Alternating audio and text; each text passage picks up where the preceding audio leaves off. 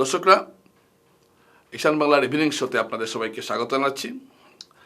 আজকে আমি একটু আপনাদের সামনে একটা প্রসঙ্গ তুলে ধরছি, সেটা হলো রাঙ্গির খাল নিয়ে। আপনারা ভাববেন এই আবার শুরু হয়ে গেল রাঙ্গির খাল। না, এবার একটু রাঙ্গির খালের বিষয়ে বলবো, একটু অন্য ধরনের একটা কথা আজকে এখানে বলছি। যে আমরা সবসময় একটা খাল নষ্ট হওয়ার ক্ষেত্রে কি কি কারণ থাকতে পারে সেটা আমি একটু তুলে ধরছি।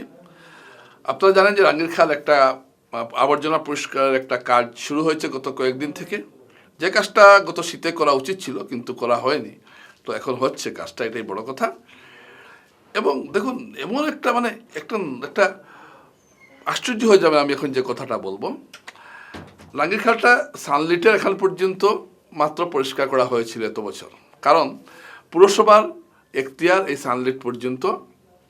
সানলিটের পর আর এই জায়গা পরিষ্কার করা হয়নি, যার ফলে এখানে আবর্জনার স্তূপ জমেছে। গতকাল এবং গত 3-4 দিন থেকে এই জায়গাটাকে পরিষ্কার করা হচ্ছে।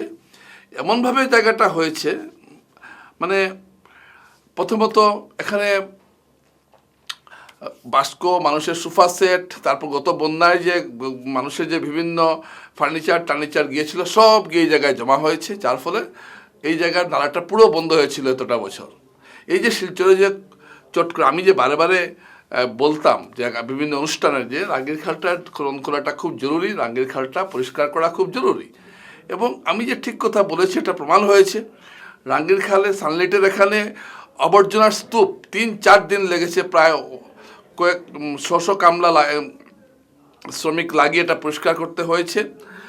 আপনি যদি একটা নালায় যদি দেখেন গিয়ে আপনার সোফা সেট পড়ে আছে, আলমারি পড়ে আছে, পালং পড়ে আছে, মানুষের লেপ তুষক সব কিছু পড়ে আছে,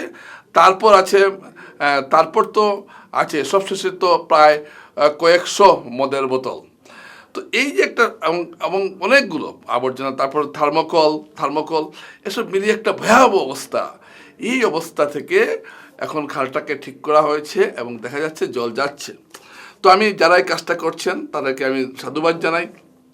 এটা অবশ্য রাজদীপ প্রায় বিদায় হওয়ার পর এই উদ্যোগটা নেওয়া হয়েছে, এটা খুব ভালো কথা। কিন্তু এখন নর্দমাটা পরিষ্কার হয়েছে, জল যাচ্ছে। বৃষ্টি এলে বোঝা যাবে কতটুকু জল যাচ্ছে, কিন্তু আমার একটা ধারণা, কারণ সানলাইটের এই জায়গাটা ওপেন হয়ে গেছে, এরপরে আরও কয়েকশো মিটার জায়গা, এখানে অবস্থা কিন্তু খুব ভয়াবহ। এমন হয়েছে যে না, খাল বলে কিছু নেই, খালের উপর দিয়ে গরু হাঁটাহাঁটি করছে, মানে আবর্জনার স্তূপ পড়তে এখানে মাটি টাটি পড়তে জায়গাটা এখন আর খাল নয়, শক্ত হয়ে গেছে। খালে যখন আপনি হাঁটবেন তখন তো নরম থাকবে খালটা, না, এখন শক্ত হয়ে গেছে, সলিড। এই অবস্থায় কীভাবে জল যাবে? সারা শহরের জল এই জায়গা দিয়েই যাওয়ার কথা। যাই হোক, এই জায়গাটা ঠিক হয়েছে। এখন কর্তৃপক্ষ বলছেন যে তারা আশা করছেন যে জল যাবে। আমার প্রশ্ন হলো, এইভাবে বছরের পর বছর একটা জায়গায় আটকে আছে এবং পুরসভা এই কথা বলেই তাদের দায়িত্ব শেষ করে দিল যে এটা আমাদের এলাকা নয়। এখন পুরো কর্পোরেশন হয়েছে, এলাকাটা বর্ধিত হয়েছে, তাই পুরসভা কাজ করছে। এবং পুরসভাকে এই কাজের ক্ষেত্রে সহায়তা করেছে জলসম্পদ বিভাগ, এবং জলসম্পদ বিভাগের কাছে এই কাজের জন্য অনেকটা টাকা বন্টন হয়েছিল, প্রায় 3 কোটি টাকার মতো। এই টাকাটা দিয়ে কাজটা হচ্ছে। তো এই যে এখন কাজগুলো কিভাবে হচ্ছে, এত বছর কেন হলো না? এত বছর কেন শহরের মানুষকে এইভাবে যন্ত্রণায় রাখা হলো? আপনি চিন্তা করুন, 2022 সালে ফ্লাড হয়েছিল, আর 26 সাল, 4 বছর ধরে এই আবর্জনাগুলো এখানে পড়ে আছে। মানুষের বাড়ির যত কিছু আছে স্রোতে ভাসিয়ে নিয়ে গেছে, আর যাওয়ার জায়গা এখানেই আটকে পড়ে আছে। এবং এই জায়গা আটকা পড়ায় শহরের যে জলের যে স্রোতটা, সেটা আটকা পড়ে গিয়েছিল সানলাইটের কাছে। আপনি এমনিতেও দেখলে বুঝবেন না, যখন জল খুব বেশি আসবে তখন উপর দিয়ে চলে যায়, কিন্তু যেখানে জল আটকাবার কথা সেখানে আটকা পড়ে আছে। এছাড়াও খালের উপরে অনেক বাড়িতেই ছোট ছোট সেতু করা হয়েছে, বাঁশের সেতু বা বাঁশের সাঁকো বলতে পারেন। এই সমস্ত কিছুতেও কিন্তু আবর্জনা আটকা পড়ে। তো সব মিলিয়ে একটা ভয়াবহ অবস্থা। এবং রাঙ্গির খালের বিভিন্ন জায়গায় যে মানুষ যে আবর্জনা ফেলছেন, এটাও একটা চিন্তার ব্যাপার। যাই হোক, পুরসভা থেকে দেখলাম একটা সার্ভে করা হচ্ছে, একটা কার্ড দেওয়া হচ্ছে সবাইকে, স্বচ্ছতা অভিযানের কার্ড দেওয়া হচ্ছে, এবং সবাই যাতে পুরসভার যারা লোক আছেন তাদের কাছে যাতে আবর্জনা সমঝে দেন, এরকম কোথাও বলা হচ্ছে। কিন্তু এখনও একটা সমস্যা আমি লক্ষ্য করেছি, সেটা হলো যে আবর্জনা প্রতিদিন আবর্জনা নিয়ে যাওয়ার মতো যে শ্রমিক সেটা পাওয়া যাচ্ছে না, বা আবর্জনা এটা একটা বিরাট সমস্যা, যার জন্য প্রতিদিন যে আবর্জনা নেওয়ার কাজটা কিন্তু ঠিকমতো হচ্ছে না, এটাও কিন্তু একটা বিরাট সমস্যা। যাই হোক, শহরকে বাঁচাতে হলে আমি বারবার বলছি রাঙ্গির খালটা ঠিক করতে হবে। রাঙ্গির খাল ঠিক করার পর সিঙ্গির খালে হাত দিলে আধামাধব রোড বা বেলপাড়া এলাকা কিছুটা বাঁচবে। কিন্তু দর্শকরা, এইভাবে যদি আবর্জনা পড়ে থাকে, মানুষ যদি আবর্জনা ফেলতে থাকেন, আমি উভয় পক্ষকেই দুষব। কারণ এই যে আবর্জনার স্তূপটা সানলেটের পর থেকে সারা খালে এরকম আছে, আমি বলছি না যে সানলেটের এখানে আছে, কিন্তু সানলেটটা যেহেতু আর পরিষ্কার করা হয়নি, পুরসভা এখান পর্যন্তই পরিষ্কার করতো এতদিন, কারণ সানলেটের পর্যন্তই পুরসভার সীমানা ছিল, এখন কর্পোরেশন হওয়ায় সীমানাটা বর্ধিত হয়েছে। তো যেহেতু পুরসভার সানলেট পর্যন্ত সীমানা ছিল, তাই তারপর তারা বর্ধিত করাটা প্রয়োজন বোধ করেনি, এবং যারা প্রশাসনিক কর্তারা আছেন তারাও এটার প্রয়োজন বোধ করেননি। অথচ এই কাজটা করলে অন্তরপক্ষে জমা জল থেকে 50% হলেও শিলচর শহরের মানুষ বেঁচে যেতেন। আপনি এই সমস্ত কিছু হচ্ছে পরিকল্পনার অভাবে। এই যে শহরে, আমি বারবার বলছি, এই যে শহরে এতগুলো ড্রেন হয়েছে, এইগুলো ড্রেনের কোনো আউটলেট নেই, কোনো স্লোপ নেই, ফুটপাথ কাম ড্রেন বানানো হয়েছে, ফুটপাথের মধ্যে কোনো হোল নেই, না থাকা রাস্তার মধ্যে জল জমেছে, এবং সেই জলটা নর্দমাতে পড়ছে না, কারণ কোনো হোল নেই। তো এইভাবে একটা সামান্য পরিকল্পনারভাবে শিলচর শহরের মানুষ ভুগছেন। এই যে লিঙ্ক রোডে অসময়ে কাজটা শুরু করার ফলে লিঙ্ক রোড জলমগ্ন হয়ে রইল। সোনাই রোডের রাস্তাটা অযথা উঁচু করার ফলে সারা শরৎপল্লী গোটা এলাকা জলমগ্ন হয়ে রইল।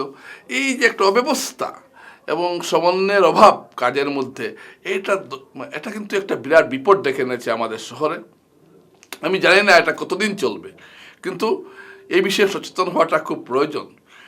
টাকার তো অভাব নেই, যেমন রাঙ্গির খালের গার্ডওয়ালের জন্য টাকা দেওয়া হচ্ছে, আরও দেওয়া হবে, নর্দমা খননের জন্য দেওয়া হয়েছে, আবর্জনা পরিষ্কারের জন্য টাকা বন্টন হচ্ছে, সব কিছুই হচ্ছে। কিন্তু মানুষ যদি রেজাল্ট না পান, কোনো ফলাফল না পান, সুবিধা না পান, তাহলে এটা কোনো মূল্য থাকে না।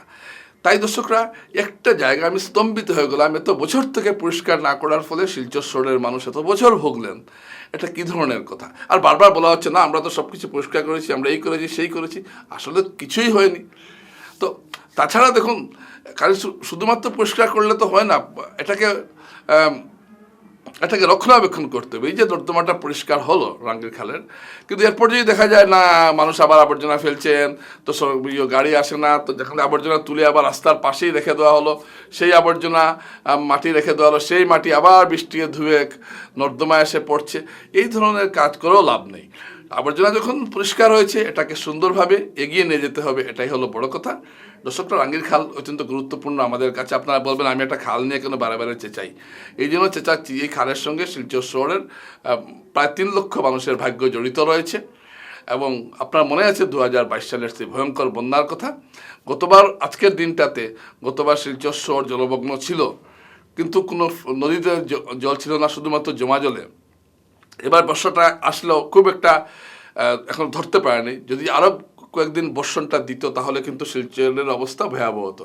যাই হোক, রাঙ্গির খাল যে সংস্কার হচ্ছে, এটা হচ্ছে বড় কথা।